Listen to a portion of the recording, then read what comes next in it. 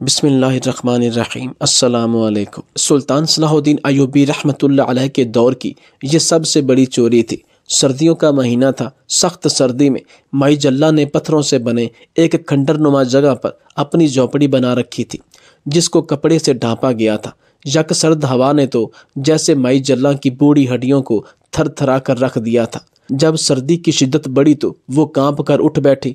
دونوں ہونٹ بری طرح سے کپ کپا رہے تھے۔ چارپائی پر لیٹے لیٹے وہ بری طرح سے کانپ رہی تھی۔ جگہ جگہ سے پھٹی ہوئی رضائی اس کی سردی کو کم کرنے میں ناکام تھی۔ سونے کی کوشش کر رہی تھی کہ یکدم اسے خیال آیا۔ اس خیال نے اسے اٹھا کر بٹھا دیا کہ وہ آواز پختہ سی ہو گئی۔ کہنے لگی، ہائے میری تینوں اونٹنیاں جاڑے سے کہیں مر نہ جائیں۔ اس لیے جلدی سے جیسے ہی اس نے رضائی کو پیچھے کیا، جگہ جگہ سے پھٹے کپڑے اسے مزید ٹھر ٹھرانے پر مجبور کرنے لگے، کیونکہ اسے اپنی اونٹنیوں کی بے حد فکر تھی اور انہی کے سہارے وہ اپنی زندگی کا گزر بسر کر رہی تھی۔ اپنی پھٹی رضائی کو ہاتھوں میں لیے وہ دھیرے دھیرے چلتے ہوئے جھونپڑے کے ایک جانب آئی، جہاں تینوں اونٹنیاں آپس میں جڑ کر بیٹھی تھیں۔ سردی کے مارے کپ کپا رہی تھی۔ اس نے اپنی اونٹنیوں پر وہ رضائی دے دی۔ وہ اونٹنیاں بڑی تشکر بھری نظروں سے مائی جلہ کو دیکھنے لگیں۔ اونٹنیوں کو تو اس نے اپنی رضائی دے دی تھی، لیکن خود کانپنے لگی تھی۔ مائی جلہ کی عمر تقریباً 65 برس تھی۔ کمر بڑھاپے کی وجہ سے جھکی ہوئی تھی۔ پھر سے آ کر اپنی چارپائی پر لیٹ گئی۔ نیچے بچھا بستر اس نے اوپر لے لیا تھا۔ چارپائی بھی اتنی ڈھیلی تھی کہ وہ بیچ میں گھس گئی تھی۔ پوری رات مائی جلہ کانپتی رہی تھی۔ ایک لمحے کو بھی اس کی آنکھ نہ لگی، لیکن دل میں جذبہ ایمانی اس قدر بلند تھا کہ سب کچھ سہ رہی تھی۔ کہتی تھی کہ اس سال تینوں اونٹنیوں کو بیچ کر دینار اکٹھے کروں گی اور اللہ کا گھر دیکھنے جاؤں گی۔ حج کی ادائیگی کروں گی، پھر چاہے موت آ جائے کوئی پرواہ نہیں۔ بس میری تو اللہ سے یہی دعا ہے کہ حج کرنے سے پہلے مجھے اس دنیا سے نہ اٹھائے۔ میں نے کون سا دنیا کمانی ہے، اور نہ ہی مجھے دنیا کی کسی چیز کی خواہش ہے سوائے اللہ کا گھر دیکھنے کے۔ مائی جلہ کو اپنی گزشتہ زندگی یاد آنے لگی۔ بچپن سے جوانی اور جوانی سے بڑھاپا صرف مشقتیں ہی کاٹی تھیں۔ اس عورت کی زندگی میں کوئی لمحہ ایسا نہ تھا جس میں اس کو مکمل خوشی نصیب ہوئی ہو۔ چھوٹی سی تھی جب اپنے گھر میں باندھی اونٹنیوں، بھیڑ اور بکریوں کو بڑے شوق سے سنبھالتی تھی۔ اپنی ماں کے ساتھ لگ کر گائے کے گوبر کو اٹھاتی، اس کو دیواروں پر لگا دیتی۔ یہ سب کام کرتے ہوئے اس نے جوانی کی دہلیز پر جیسے ہی قدم رکھا تو اس کے والد نے اس کی شادی کر دی۔ سسرال بھی اسے ایسا ہی ملا تھا۔ گھر کے کام کاج کے ساتھ وہ اپنے مویشیوں کا بھی بہت خیال رکھتی تھی۔ ایک دن اس کے شوہر نے جب اس سے اس کی خواہش پوچھی کہ تم بتاؤ تمہیں کیا پسند ہے، میں تمہیں وہی چیز لا کر دوں گا۔ نئی نئی شادی ہوئی تھی، اس لیے شوہر نے سمجھا کہ شاید وہ سونے کے کانٹے اور خوبصورت لباس مانگ لے گی اور وہ اسے لا دے گا تو خوش ہو جائے گی۔ لیکن جو بات مائی جلہ نے کہی وہ سن کر اس کا شوہر پہلو بدل کر رہ گیا تھا۔ اس کے شوہر کا نام اللہ بخش تھا۔ یہ کہنے لگی، مجھے حج کا شوق ہے اللہ بخش، مجھے حج کروا دے۔ مائی جلہ کا شوہر کہنے لگا کہ تو جانتی ہے کہ میرا اتنا کام نہیں کہ میں تمہیں حج کروا سکوں، اور جھوٹے لارے میں تجھے لگا نہیں سکتا، لیکن ہاں تجھے میں روز کا خرچہ دوں گا، تو جمع کر لینا۔ آگے جیسے تیرے اور میرے رب سونے کی مرضی، وہ ہماری نیتوں کو ہم سے بہتر جانتا ہے۔ مائی جلہ کہنے لگی کہ پھر تو سالوں لگ جائیں گے اللہ بخش، کہیں میں بوڑھی ہی نہ ہو جاؤں۔ یہ سن کر اس کا شوہر ہنسنے لگا۔ کہنے لگا، میں تجھے بتاتا ہوں، تو پیسے جوڑ اور اس سے ایک اونٹنی خرید لے، اور اس اونٹنی پر خوب محنت کریں گے، اللہ اس میں برکت ڈالیں گے۔ جب وہ اچھی صحت مند ہو جائے گی، پھر اسے اچھی قیمت میں بیچتے ہی تمہیں اچھے خاصے دینار مل جائیں گے، جس سے تمہارا حج ہو جائے گا۔ یہ سن کر وہ بہت خوش ہوئی، لیکن انہی دنوں وہ امید سے ہو گئی۔ اس کے باوجود اس نے پیسے جمع کر کے ایک اونٹنی خریدی۔ جیسے جیسے اس کے وجود میں بچے نے پرورش پائی، ایسے ایسے اونٹنی نے بھی پرورش پائی، کیونکہ اس نے بچے کے ساتھ ساتھ اونٹنی کا بھی بڑا خیال رکھا۔ بچے کی ولادت کے بعد بھی وہ اونٹنی کا بہت خیال رکھتی رہی، لیکن بڑا بیٹا بہت کمزور پیدا ہوا تھا۔ ایک بار اسے تیز بخار ہو گیا اور گاؤں میں کسی کے پاس علاج نہ تھا۔ اللہ بخش بہت پریشان ہو گیا، تو پھر اس کی بیوی نے بڑے بیٹے کی خاطر وہ اونٹنی بیچ کر دینار لیے، اور دونوں میاں بیوی بچے کو فلسطین سے مصر شہر لے گئے اور بچے کا علاج ایک حکیم سے کروایا۔ اس کا بیٹا تو صحت یاب ہو گیا، لیکن دینار سارے ختم ہو گئے تھے۔ مائی جلہ کی تو پھر سے محنت اور کوشش جاری ہو گئی اور پھر سے دینار جوڑنے لگی۔ وقت یوں ہی گزرنے لگا، وہ رقم جمع کرتی، اونٹنی پالتی، اور جب اسے بیچ کر حج کے لیے جانے کا وقت آتا تو کوئی نہ کوئی مسئلہ کھڑا ہو جاتا، کبھی بیٹی کا جہیز تو کبھی بیٹے کی شادی، ایسا کر کر کے وہ اونٹنی بیچ دیتی اور دوبارہ سے محنت مشقت میں لگ جاتی۔ تمام بچوں کے فرائض ادا کرتے کرتے مائی جلنا کی عمر 50 سال تک پہنچ گئی تھی کہ اس کا شوہر اللہ بخش بھی اس کا ساتھ چھوڑ گیا۔ اس دن تو مائی جلنا پھوٹ پھوٹ کر روئی تھی، کہنے لگی، اللہ بخش مجھے کیوں اکیلا چھوڑ گئے ہو؟ تم نے تو مجھ سے وعدہ کیا تھا کہ دونوں میاں بیوی حج کرنے جائیں گے، تم حج کیے بغیر کیوں اللہ کے پاس چلے گئے؟ اسے لگا تھا کہ شوہر کے جاتے ہی بیٹے اسے سنبھال لیں گے، لیکن اس معاملے میں وہ خوش نصیب نہ نکلی۔ بیٹوں کے رویے آہستہ آہستہ مائی جلنا سے بدلنے لگے۔ پہلے تو اس کی چارپائی ایک فالتو کمرے میں بچھا دی گئی جہاں پر گھر کا سارا کوڑا کرکٹ رکھا جاتا تھا، وہیں اس کی پرانی سی چارپائی جو کہ کافی ڈھیلی ہو چکی تھی اس کے بیٹوں نے بچھا دی۔ کہنے لگے، اماں تو ایک بوڑھی جان ہے، اتنا بڑا کمرہ تو کیا کرے گی؟ بچے اب ایک کمرے میں نہیں سوتے، ہمارا گزارا مشکل ہے، اس لیے تیرا بڑا کمرہ بچوں کو دے دیں گے۔ تینوں بیٹوں کے 2 بچے تھے۔ مائی جلنا نے اس بات پر بھی کوئی اعتراض نہ کیا، لیکن اس کے بعد بہو نے تو اسے کھانا پانی بھی دینا چھوڑ دیا۔ کہنے لگی، ہٹی کٹی عورت ہے، تو اپنا بوجھ خود اٹھا۔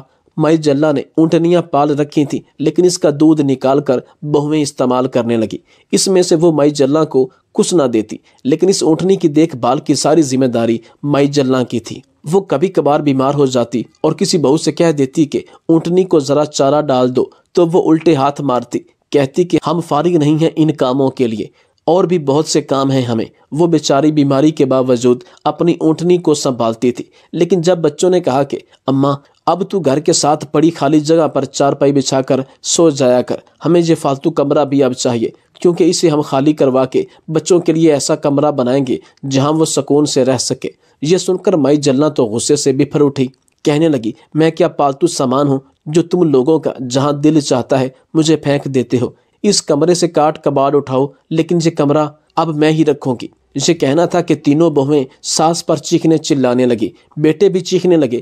لڑائی جھگڑا بڑھ گیا تو تینوں بیٹوں نے ماں کو دھکے دے کر گھر سے نکال دیا، ساتھ میں ماں کی اونٹنی کو بھی مائی جلنا کو تھمایا۔ ایک بہو بولی، اس اونٹنی کو بھی اپنے ساتھ لے جاؤ، ہم سے نہ سنبھالی جائے گی۔ مائی جلنا تو رو رو کر بے حال ہو گئی۔ گاؤں کے بہت سے لوگوں نے اس کے بیٹوں کو سمجھایا، لیکن وہ کچھ بھی سننے کو تیار نہ تھے۔ کہنے لگے، اس عورت نے تو ہماری زندگی نرک بنا دی ہے، ہم اسے اپنے گھر میں نہیں رکھیں گے، ہمارے گھر میں کوئی جگہ نہیں ہے اس کی، یہ ساری ساری رات کھانستی ہے، بچے بھی سو نہیں پاتے۔ مائی جلنا بیچاری روتے دھوتے ایک کھنڈر نما جگہ پر چلے گئی، وہیں پتھروں پر بیٹھی اپنی اونٹنی کی رسی ہاتھ میں پکڑے رو رہی تھی۔ ایک نوجوان اس کے پاس آیا، جب اس سے وہاں بیٹھنے کی وجہ دریافت کی تو اس نے روتے ہوئے اپنے بیٹوں کی ساری باتیں اسے بتائیں تو اس نوجوان نے اس کھنڈر کے پاس ہی اسے ایک اچھا سا جھونپڑا ڈال دیا۔ اس نے نوجوان لڑکوں کو بہت دعائیں دی۔ مائی جلنا کا اخلاق بھی ایسا تھا کہ وہاں پر آتے جاتے لوگ ان سے کافی مانوس ہو چکے تھے۔ اس کھنڈر سے کچھ دوری پر ہی ایک کباڑ والا موجود تھا جو اکثر کچرا وغیرہ چننے کے لیے اس کی جانب آ جایا کرتا تھا۔ ایک مرتبہ جب وہ ایک شام وہاں سے گزرا تو کیا دیکھا کہ یہ کھنڈر بالکل ویران پڑا ہے، اکا دکا ہی لوگ آ جا رہے ہیں۔ ایک جانب ایک جھونپڑی بنی ہے جس کی چھت پر تو کپڑا ہے، مگر دیوار کی صرف ایک جانب چادر گری ہوئی ہے، باقی دیواروں پر صرف لکڑی کے بالے ہی موجود ہیں، اور اس میں ایک بوڑھی عورت بیٹھی ہے۔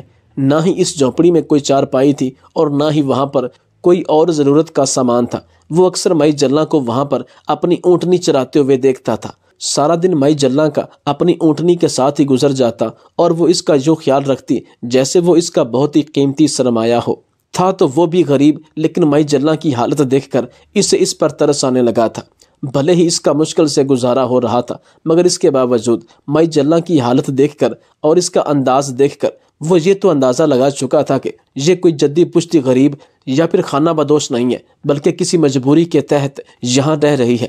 وہ کباڑ والا ایک روز اپنے کباڑ خانے آیا، ایک پرانی بوسیدہ سی چارپائی اور کچھ ضرورت کا سامان جسے بیچ کر اسے اچھی خاصی رقم مل سکتی تھی وہ اٹھا کر مائی جلنا کے پاس چلا آیا۔ یہ اپنی جھونپڑی کے باہر بیٹھی تازہ گھاس کاٹ کر اپنی اونٹنی کو دے رہی تھی کہ جب وہ کباڑیا جس کی عمر 40 سال تھی اس کے پاس چلا آیا۔ مائی جلنا نے اس آدمی کو دیکھا تو حیرت سے اس کے پاس موجود سامان دیکھنے لگی، تو وہ آدمی کہنے لگا کہ اماں جی آپ یہ سامان اپنے پاس رکھ لیں، یہ سب میں آپ کے لیے لایا ہوں۔ یہ سن کر مائی جلنا کی آنکھیں اشک بار ہو چکی تھیں۔ اس نے اس آدمی کا شکریہ ادا کیا اور پھر اس سے وہ سامان لے لیا۔ اس کی آنکھوں میں آنسو اس وجہ سے بھی آ جایا کرتے تھے کہ غیر لوگ اس کا اخلاق اور اس کی غربت دیکھ کر اس کا ساتھ دینے کے لیے تیار تھے۔ اکثر اس کھنڈر میں آنے جانے والے لوگ اس کی مالی مدد بھی کر دیا کرتے تھے اور بدلے میں مائی جلنا سے ڈھیروں دعائیں لیا کرتے تھے۔ مگر اس کی اولاد کے تین بیٹے ہونے کے باوجود وہ جھونپڑے میں رہ رہی تھی اور کسی بیٹے نے پلٹ کر یہ دیکھنے کی بھی کوشش نہیں کی تھی کہ ان کی اماں کہاں گئی ہے۔ خیر، یوں ہی وقت گزرتا گیا اور اس کی اونٹنی نے 2 بچوں کو جنم دیا۔ یہ دیکھ کر تو مائی جلنا کی خوشی کی کوئی انتہا نہ رہی۔ اس کی آنکھوں میں آنسو آ چکے تھے۔ وہ خوشی سے وہاں پر آنے والے ہر شخص کو بتا رہی تھی کہ میری اونٹنی نے بچے دیے ہیں۔ یہ اونٹنی نہیں بلکہ میری خواہش کو پورا کرنے اور مجھے حج پر لے جانے کا ذریعہ ہے۔ کچھ لوگ تو اسے ذرا پاگل سمجھتے تھے، یہی سمجھتے تھے کہ شاید مائی جلنا کا ذہنی توازن وقت کے ساتھ ساتھ بگڑتا چلا جا رہا ہے، کیونکہ ہر وقت اس کی زبان سے یہی باتیں نکلتی تھیں کہ یہ اونٹنی نہیں میرے حج کرنے کا وسیلہ ہے۔ آخر ایک دن اس سے کسی نے پوچھ لیا کہ یہ کیسے وسیلہ ہے؟ تم ان اونٹنیوں کو حج کرنے کا وسیلہ کیسے کہہ سکتی ہو؟ یہ سن کر مائی جلنا کہنے لگی کہ تم نہیں سمجھو گے۔ میرے شوہر نے مجھے کہا تھا کہ تم اونٹنیوں کو پال پوس کر بیچنا، تمہیں جو دینار ملیں گے اس سے حج کرنے کے لیے اللہ کے گھر چلی جانا۔ تبھی تو میں کہتی ہوں کہ یہ اونٹنیاں نہیں بلکہ میرے حج کا سامان ہے۔ یہ سن کر تو لوگ اس سے متاثر ہوئے بغیر نہیں رہتے تھے۔ وہ نہ کسی سے فالتو بات کرتی تھی اور نہ ہی اپنے دکھڑے روتی تھی، بلکہ ہمیشہ چہرے پر مسکراہٹ سجائے ہر ایک سے بڑی شگفتگی سے پیش آتی تھی۔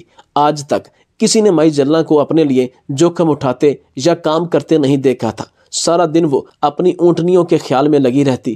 ایک اونٹنی اور اب اس کے بچوں کو وہ سنبھالتی رہتی۔ کبھی تازہ گھاس لا کر دیتی تو کبھی کوئی خاص جڑی بوٹی دور سے توڑ کر لاتی اور انہیں دیتی، اور پھر اونٹنی کا دودھ بیچ کر ہی وہ اپنا گزارا کر رہی تھی۔ نہ جانے کیسی برکت تھی کہ بڑے بڑے ذمہ داروں اور جاگیرداروں کی اونٹنیاں بھی اس قدر صحت مند نہ ہو پاتی تھی جتنی صحت مند اور قابل دید اونٹنیاں مائی جلنا کی تھی۔ ایک مرتبہ اسی گاؤں کا چودھری اس کھنڈر پر چلا آیا۔ جب اسے مائی جلنا کی اونٹنیاں وہاں پر گھاس چرتی ہوئی نظر آئیں، ایسی صحت مند اونٹنیاں چودھری نے تو عام طور پر کسی کے پاس بھی نہیں دیکھی تھی۔ پاس کھڑا شخص کہنے لگا کہ یہ اونٹنیاں مائی جلنا نامی عورت کی ہیں جو یہیں ایک جھونپڑی میں رہتی ہے۔ یہ سن کر چودھری میں لالچ آیا تھا۔ وہ چلتا ہوا اس جھونپڑی کے پاس آیا جہاں پر مائی جلنا رہتی تھی۔ مائی جلنا نے جھونپڑی کے باہر لوگوں کی آواز سنی تو فوراً چہرہ چھپائے باہر نکل آئی۔ دیکھا تو سامنے گاؤں کا چودھری کھڑا تھا۔ کہنے لگا یہ اونٹنیاں آپ کی ہیں؟ تو مائی جلنا نے فوراً ہاں میں سر ہلایا۔ وہ بڑی ہی ہچکچا رہی تھی۔ پھر اس کے سامنے گاؤں کا چودھری کہنے لگا بڑی ہی اچھی اونٹنیاں ہیں، اگر تم چاہو تو میں تمہیں ان کا معاوضہ دے سکتا ہوں، تم اس جھونپڑی سے نکل کر پکے گھر میں رہ سکتی ہو۔ یہ سن کر مائی جلنا نے ایک نظر چودھری پر ڈالی۔ چودھری فوراً اپنے ماتھے پر بل ڈال کر کہنے لگا میں چاہتا ہوں کہ تم یہ اونٹنیاں میری حویلی پر چھوڑ دو، میرا اپنا کاروبار ہے، میں دودھ بیچتا ہوں، تمہاری اونٹنیوں کو بھی اپنے پاس رکھ کر اچھا کھلاؤں گا پلاؤں گا، ان کا دودھ بیچوں گا، جو بھی معاوضہ ہوا وہ میں تمہیں دوں گا، اس طرح تمہاری اونٹنیاں تمہیں مالا مال کر سکتی ہیں۔ یہ سن کر مائی جلنا کے چہرے پر مسکراہٹ آئی تھی۔ کہنے لگی کہ چودھری صاحب اگر میں چاہتی تو یہ سب خود بھی کر سکتی تھی، میرے پاس خیر سے 3 اونٹنیاں ہیں، میں بھی گھر گھر جا کر دودھ بیچتی، اونٹنیوں کے خالص دودھ کی تو ویسے بھی بڑی مانگ ہے، میں خود بھی کما سکتی تھی اور اپنے حالات بدل سکتی تھی، مگر چودھری جی مجھے دنیا کی آسائشوں کی اور پکے گھروں کی ضرورت نہیں، میں تو اپنے رب سونے کا گھر دیکھنا چاہتی ہوں، اس کے بعد چاہے موت بھی آ جائے تو مجھے پرواہ نہیں۔ اتنا کہہ کے مائی جلنا ایک مرتبہ پھر اپنی اونٹنیوں کی رکھوالی میں لگ چکی تھی، جبکہ چودھری اس عورت کی نیت دیکھ کر ہی وہاں سے پلٹ کر چلا گیا۔ وہیں دوسری جانب مائی جلنا کے 3 بیٹے، اب تو ان کو وہ گھر بھی تنگ لگنے لگا تھا، کیونکہ جیسے جیسے بچے بڑے ہو رہے تھے بچے آپس میں بہت لڑائی جھگڑا کرنے لگے تھے۔ نہ صرف بچے بلکہ بچوں کی وجہ سے مائیں بھی آپس میں لڑنے لگی تھیں۔ گھر کا سکون تو جیسے برباد ہو کر رہ چکا تھا۔ مائی جلنا اور اللہ بخش کی حویلی بڑی تھی، وہاں پر مزید کمرے بنائے جا سکتے تھے، اس لیے انہوں نے سوچا کہ مزید گھر میں کمرے بنا کر سب بھائی اپنا حصہ بانٹ لیں گے تاکہ روز روز کی چک چک سے تو جان چھوٹے۔ وہ اسی سوچ میں تھے کہ رقم کہاں سے لائیں، وہ لوگ جو کماتے تھے وہ تو گھر کے اور بچوں کے خرچ پر ہی لگ جاتا تھا۔ ایسے میں ایک روز گاؤں کے چودھری نے انہیں اپنے پاس بلایا اور پھر یہی خواہش ظاہر کی کہ تم لوگ مجھے اپنی ماں کی اونٹنیاں دے دو، اس کے بدلے میں تم لوگوں کو منہ مانگی قیمت دوں گا۔ یہ سن کر مائی جلّہ کے بیٹے بڑی حیرت میں مبتلا ہوئے تھے۔ چودھری تو یہی سمجھ رہا تھا کہ ان کی ماں ان کے ساتھ ہی رہتی ہے، مگر بیٹوں کو تو خبر ہی کہاں تھی کہ اماں کے پاس اتنی اچھی اونٹنیاں موجود ہیں۔ بہرحال ان کے من میں لالچ جاگ اٹھا تھا۔ انہوں نے چودھری کو صاف منع کر دیا کہ ہم ہرگز اپنی اونٹنیاں نہیں بیچیں گے۔ چودھری ایک مرتبہ پھر خاموش ہو چکا تھا، جبکہ تینوں بیٹے آپس میں فیصلہ کرنے لگے کہ ہم کسی طرح بھی اماں کو گھر لائیں گے، اماں سے نہ صحیح، البتہ ان اونٹنیوں سے تو ہمیں کافی فائدہ ہو سکتا ہے۔ اسی روز وہ اس کھنڈر پر پہنچے جہاں پر مائی جلّہ دھوپ میں بیٹھی اپنی اونٹنیوں کی رکھوالی کر رہی تھی۔ دور سے اپنے بیٹوں کو آتا دیکھا تو فوراً اپنا چہرہ موڑ گئے۔ یہی سوچا کہ ہو سکتا ہے کہ بیٹوں نے کہیں جانا ہو، مگر بیٹے سیدھا چلتے ہوئے اس کے پاس آ گئے اور ماں کے پاس بیٹھ کر اپنے کیے پر شرمندہ ہوتے ہوئے معافیاں مانگنے لگے۔ ان کی نظر ماں پر کم اور ان اونٹنیوں پر زیادہ تھی جو ماں کے پیچھے کھڑی تھی۔ ماں بھی کچھ بھانپ چکی تھی۔ بیٹے معافیاں مانگتے ہوئے کہنے لگے کہ اماں ہمیں معاف کر دے، ہمیں اپنی غلطی کا احساس ہو گیا ہے۔ جب سے تو گھر چھوڑ کر گئی ہے گھر میں تو سکون ہی ختم ہو گیا ہے۔ بے شک ماں جیسا پیار دنیا میں کوئی نہیں کر سکتا۔ تو ہمارے ساتھ گھر چل، وہ گھر سب سے پہلے تیرا ہے، بعد میں ہمارا ہے۔ مگر مائی جلّہ نے جانے سے انکار کر دیا۔ کہنے لگی کہ مجھے تم لوگوں کی اور اس گھر کی کوئی ضرورت نہیں، میں یہی خوش ہوں، کھلی فضا ہے، اپنا گھر ہے، کسی کی محتاج نہیں ہوں۔ میرے پاس میری اونٹنیاں ہیں جن سے میں دل کی باتیں کر لیتی ہوں، پھر یہ آس پاس کے لوگ میرا خیال رکھتے ہیں۔ کوئی کھانے کے لیے کچھ پکڑا جاتا ہے تو کوئی تھوڑی دیر آ کر باتیں کر جاتا ہے۔ یہ سب ہی میرا خاندان بن چکے ہیں، میں تم لوگوں کے ساتھ نہیں جانے والی۔ بیٹوں نے خوب منتیں ترلے کیے مگر مائی جلّہ نہ مانی تو مجبوراً انہیں یوں ہی واپس جانا پڑا۔ اس روز ایک مرتبہ پھر مائی جلّہ کا دل بری طرح سے ٹوٹا تھا۔ وہ ایک جانب اپنی جھونپڑی میں بیٹھی کتنی ہی دیر روتی رہی۔ اس کی اونٹنیاں باہر ہی اس کے جھونپڑے کے پاس بندھی تھی۔ اس سے پہلے شوہر یاد آتا رہا، پھر اپنے بیٹوں کی بے وفائی۔ اکیلی عورت تھی، اگر مر بھی جاتی تو کون تھا جو اسے دفناتا؟ سگی اولاد تو شاید جنازے کو کندھا دینے تک بھی نہ پہنچتی، غیر تو پھر غیر تھے۔ یہی سوچ کر روتے دھوتے رات کے کسی پہر اس کی آنکھ لگ گئی۔ صبح جب اٹھی تو اسے اپنی اونٹنیوں کے بولنے کی آوازیں نہیں آ رہی تھی۔ جیسے ہی جھونپڑے سے نکل کر باہر آئی تو اس کے پیروں کے نیچے سے زمین نکل گئی، کیونکہ وہاں پر میدان صاف تھا، اس میں ایک بھی اونٹنی موجود نہیں تھی۔ وہ فکر کے مارے دیکھنے لگی کہ کہیں کھونٹے سے رسی چھڑا کر بھاگ تو نہیں گئی، لیکن ایسا آج سے پہلے کبھی نہیں ہوا تھا۔ اس کی اونٹنیوں کی رسی اگر کھلی بھی ہوتی تو وہ کہیں نہیں جاتی۔ یہ مائی جلّہ سے بڑی ہی وفادار تھی۔ وہ ہانپتے ہوئے اپنی اونٹنیوں کو ادھر ادھر ڈھونڈنے لگی، یہاں تک کہ پورا کھنڈر چھان مارا مگر اس کی اونٹنیاں کہیں نہیں تھیں۔ وہ تو پھوٹ پھوٹ کر رونے لگی۔ اسے روتا دیکھ کر اس کھنڈر پر موجود لوگ اس کی جانب آنے لگے۔ وہ روتے ہوئے سب کو اپنی اونٹنیوں کا بتانے لگی تو ہر کوئی مائی جلّہ کے ساتھ تڑپ اٹھا تھا۔ سبھی اس کی اونٹنیوں کو ڈھونڈنے لگے، یہاں تک کہ مسجدوں میں اعلان بھی کروا دیا گیا، مگر اس کی اونٹنیاں کہیں نہیں ملی تھیں۔ کچھ لوگ اس کے پاس آئے اور کہنے لگے کہ اماں تم اس سلطنت کے سلطان صلاح الدین ایوبی رحمۃ اللہ علیہ کی عدالت میں جا کر اپنا مقدمہ سناؤ، ہو سکتا ہے تمہاری اونٹنیاں مل جائیں، چور پکڑے جائیں۔ اماں نے کہا کہ سلطان مصر میں ہے جبکہ میں فلسطین میں ہوں۔ پھر مائی جلّہ روتے ہوئے کہنے لگی کہ ویسے بھی میں نے اپنا مقدمہ اللہ کی بارگاہ میں درج کروا دیا ہے۔ یہ میرے حج کے دینار تھے، میری اونٹنیاں نہیں چوری ہوئیں بلکہ میرے حج کا ٹکٹ چوری ہوا ہے۔ بس میرا رب مجھے میرا ٹکٹ دے گا۔ مائی جلّہ کی یہ خبر اس قدر پھیلی کہ لوگ دور دور سے اس کی جانب آنے لگے۔ ہر کوئی اسی کوشش میں لگا تھا کہ کسی طرح اس کی اونٹنیاں مل جائیں۔ مائی جلّہ کو تو اپنی زندگی خالی لگنے لگی تھی۔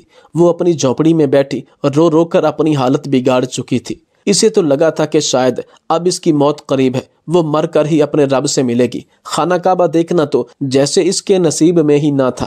مگر اگلی صبح جب وہ اٹھی تو اس کے ہوش اڑے تھے۔ اس کی جھونپڑی کے باہر بڑے لوگ بیٹھے مائی جلّہ کے اٹھنے کا انتظار کر رہے تھے۔ یہ بکھلائی ہوئی باہر آئی اور کہنے لگی کیا میری اونٹنیاں مل گئی ہیں؟ کیا تم لوگ میری اونٹنیوں کا پتہ لے کر آئے ہو؟ یہ سن کر ان لوگوں نے آگے بڑھتے ہوئے اس کے سر پر ہاتھ رکھ دیا اور پھر اپنی جیب سے رقم نکال کر مائی جلّہ کی جھولی میں ڈالی اور کہنے لگے اماں نہ ہی یہ کوئی خیرات ہے اور نہ ہی کوئی صدقہ، نہ ہی یہ کوئی ہم تم پر ترس یا ہمدردی کے طور پر تمہیں دینار دے رہے ہیں، بلکہ یہ تم سمجھو کہ تمہارے حج کا خرچہ ہے۔ ہم تمہیں اپنے دیناروں سے حج کروائیں گے، تم نے جو نیکیاں کی ہیں وہ تمہارا رب جانتا ہے، جس نیت سے تم اپنی اونٹنیوں کو پال رہی تھی وہ بھی تمہارا رب بہتر جانتا ہے، وہ تمہاری نیت سے انجان نہیں ہے، مگر اب ہمارا فرض بنتا ہے کہ ہم آپ کو خدا کا گھر دکھائیں۔ یہ سن کر مائی جلنا رونے لگی تھی، اس کے منہ سے تو بات ہی نہیں نکل رہی تھی۔ کتنی دیر ہچکیاں باندھے روتی رہی۔ اس نے یہ رقم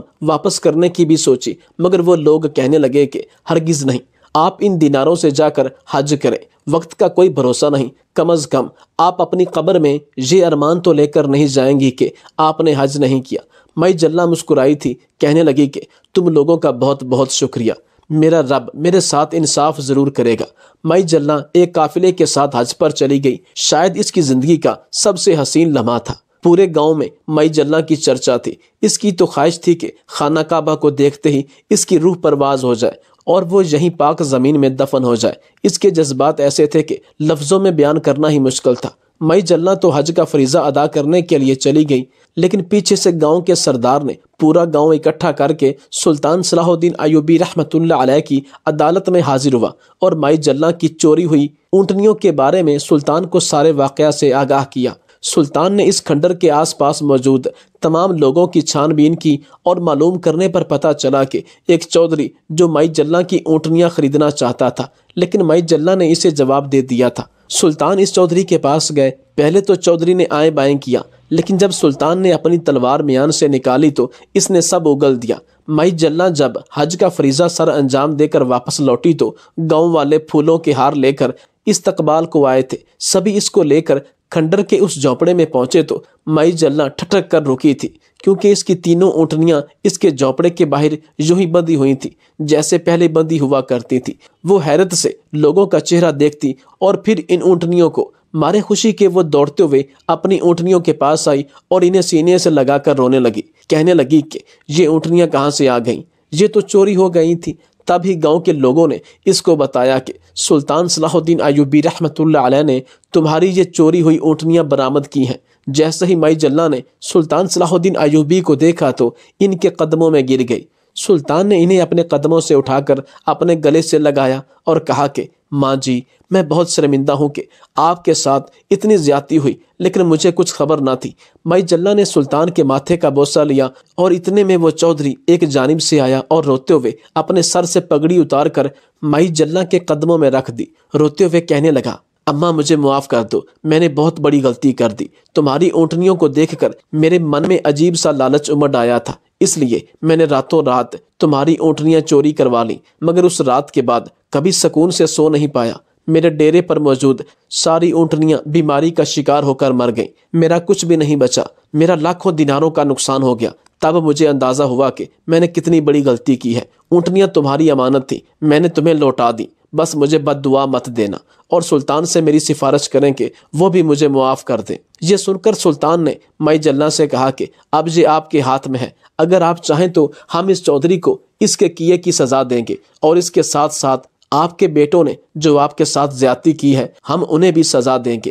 یہ سن کر مائی جلنا نے کچھ نہ کہا، بلکہ اپنی آنکھوں میں آئے آنسو صاف کیے اور چودھری کو معاف کر دیا، اور ساتھ میں باواضح بلند کہا کہ سلطان معظم، میں اس چودھری اور اپنے بیٹوں کو معاف کرتی ہوں، کیونکہ میرے بیٹے اور چودھری اپنے اپنے کیے کی سزا خود ہی بھگت چکے ہیں۔ اس کے بعد سلطان صلاح الدین ایوبی رحمۃ اللہ علیہ نے مائی جلنا کی مرضی کے مطابق انہیں گاؤں کے وسط میں ایک خوبصورت مکان بنا کر دیا، جہاں وہ سلطان صلاح الدین ایوبی رحمۃ اللہ علیہ کو دعائیں دیتی ہوئی اپنی زندگی گزار رہی ہے۔